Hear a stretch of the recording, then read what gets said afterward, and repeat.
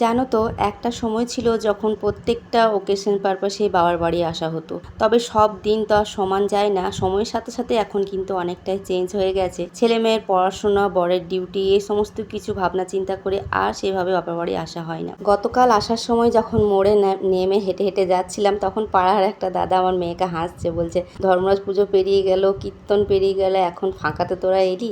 আসলে এবছর ধর্মরাজ পুজোর সময় আসা হয়নি, ওই যে আমাদের ছুটি পড়ে গেছিলো। আর কীর্তন সময় আসা হয়নি, ছেলে বললো মা কম্পিউটার ক্লাসটা অ্যাবসেন্ট হয়ে যাবে, তো এই সমস্ত চিন্তাভাবনা করে আর আসা হয়নি, জানো তো। তবে এখনও এসেছি, একটা কারণবশতই আসা, না হলে এখনও আসতাম না। কারণ বিনা কারণে এখন বাবার বাড়ি আসাও যায় না, কোনো না কিছু থাকবে তবে হচ্ছে আসা হয়। এমনিতে তো মেয়ের গরমের ছুটি রয়েছে, চাইলে আমি এক সপ্তাহ মতো এখন থাকতেই পারি। একটা সময় হয়তো থাকতাম, ও যে এক সপ্তাহ 2 সপ্তাহ যায়, গরমের ছুটি পড়েছে ঘুরে আসি, কয়েকদিন থাকি গিয়ে। কিন্তু এখন আর হয় না, ওই 1 দিন বা 2 দিন কোনো কাজে বশতে আর কি আসা।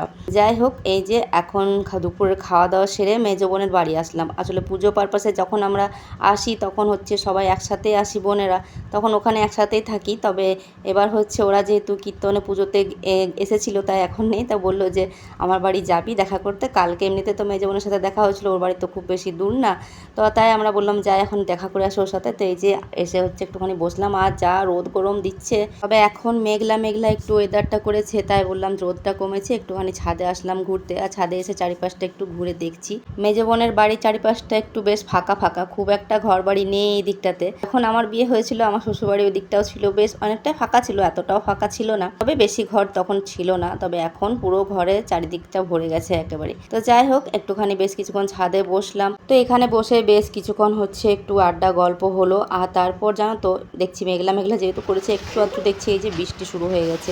জল খাওয়া হলো, তারপর একটু বৃষ্টি পড়ছিল, বৃষ্টিটা থামা মাত্রই আর কি বললাম চলো বাড়ি যাই। অনেক জেদ করছিল, বলছিল রাতের খাওয়া দাওয়া করে যেতে। তবে আমি বললাম না, একটু পুরোনো বাড়ি যাব, ওখানে হচ্ছে না আড্ডা দিলে হবে না। তো বরকে বললাম আমাকে নামিয়ে দাও, তুমি আর তিথি চলে যাও। তো ওরা চলে গেছিলো। তারপর হচ্ছে তিথি আবারও একটু পরে এসেছে। আর এখানে আড্ডা দিতে দিতে না কখন বিকেল থেকে রাত হয়ে যায় বোঝা যায় না। বেশ কিছুক্ষণ উঠানে বসেছিলাম, কাকিমা, মাসিমা সবার সাথে হচ্ছে বৌদিদের সাথে গল্প করছিলাম। ওইদিকে এক বৌদি চপ চা দিল, এক বৌদি পায়েস দিল। তো খাওয়া হলো, তারপর আবার বড় বৌদির সাথে দেখা করলাম। দেখা করে তারপর ছোটো বৌদি আবার বললো যে আজকে কীর্তন হবে, আমাদের যে কুলি কীর্তন হয় গ্রামে, তো সেই কুলি কীর্তন আজকে তো বৈশাখ মাসের লাস্ট দিন, মানে সংক্রান্তি, তো আজকে ওদের জাগরণও রয়েছে। তো বৌদি বললো যে আজকে কীর্তন হবে, আসবি। তো দেখলাম এখানে বসে বসে সন্ধ্যা হয়ে গেলো, আবারও বাড়ি যাব, আবার আসবো, তাই একেবারে হচ্ছে বসেই থাকলাম। বললাম একবারে হচ্ছে কীর্তন দেখে আর কি যাবো। তো দেখো আস্তে আস্তে না অনেকটা দেরি হলো, প্রায় 9টার কাছাকাছি মানে বাজতে যাচ্ছে। তখন এখন হচ্ছে আসলো। আসলে আজকে ওদের সারা রাত জাগরণ রয়েছে, যে কারণে একটু লেট করে হয়তো দেখছি যে যাবো, যেহেতু সারা রাত জাগার ব্যাপার রয়েছে। যাই হোক, এখানে বসে বসে সবাই মিলে হচ্ছে একটুখানি মানে গান টান করলো। এই কুলি কীর্তন তো বরাবরই হয়ে আসছে, যখন আমরা ছোট ছিলাম, যখন আমরা এই বাড়িতে থাকতাম, তখন যেন তো ওই যে পলাশ পাতা তুলে নিয়ে আসতাম, আর ওগুলো মিলে হচ্ছে সবাই মিলে দোনা করতাম, ওগুলো ভেজা শশা বাতাসা এই সমস্ত কিছু দেওয়া হতো। তবে এখন আর শেষ দিন নেই, পলাশ পাতার দিন নেই, ওসব শেষ। এখন ওই দোকান থেকে কিনে যে সমস্ত পাতা আনা হয় সেগুলো নিয়েই দেওয়া হয়। দেখো কীর্তনের গান টান হয়ে গেল, এখন হচ্ছে ওই যে জল শরবত আর হচ্ছে সবাইকে বোঁদে দেওয়া হচ্ছে। আর ছোলা ভেজা হচ্ছে দিয়েছে, তুলসী মন্দিরে একটু দিয়েছে, তারপর এই যে আমাকেও দিয়ে দিয়েছে বৌদি, তারপর আরও এর সাথে দিয়েছিল আরও কয়েকটা পাতা বাড়িতে আনার জন্য।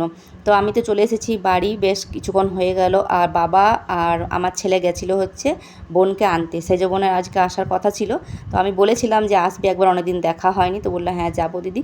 তো এই যে দেখো এতক্ষণেও আসলো, আর এখনও কী কী নিয়ে এসেছে সেগুলোই বের করছে। তো রসগোল্লার প্যাকেটটা অনেকক্ষণ ধরে খোলার চেষ্টা করছে বোন, তবে কি বলতো কোনো মতে ও খুলতে আর পারছে না। শেষমেশ শুভকে খুলতে বললো, আর দেখো আমার ছেলের কাণ্ড, খুলতে গিয়ে পুরোপুরি প্লাস্টিকটা ফাটিয়ে দিল। যাই হোক, এখন বোন সবাইকে এখন মিষ্টি খাওয়াচ্ছে, কারণ হচ্ছে বোন পাস করেছে ফার্স্ট ডিভিশনে, তাই মানে সেই আর কি আনন্দে সবাইকে বলছে আমি মিষ্টি খাওয়াবো। তো একদার থেকে শুরু করে প্রথমে ছেলেকে, তারপর বাবাকে, সবাই যতজন আমরা রয়েছি সবাইকে খাওয়াচ্ছে। শেষমেশ আমাকেও খাওয়ালো, যখন আমি বললাম তোকে খাওয়াই, তখন বলছে না আমাকে শুভ খাওয়াবে। যাই হোক, মিষ্টি খাওয়া খাওয়ার পালা শেষ। আর এই যে এই মিষ্টিটাও নিয়ে এসেছে বোন। তো আজকের মিনি ব্লগটা তোমাদের কেমন লাগলো অবশ্যই কিন্তু একটা কমেন্ট করে জানাতে ভুলো না, আর একটা লাইক করে দিও। যারা নতুন বন্ধু তারা অবশ্যই পাশে থেকো। আজকের মতো আসি, টাটা।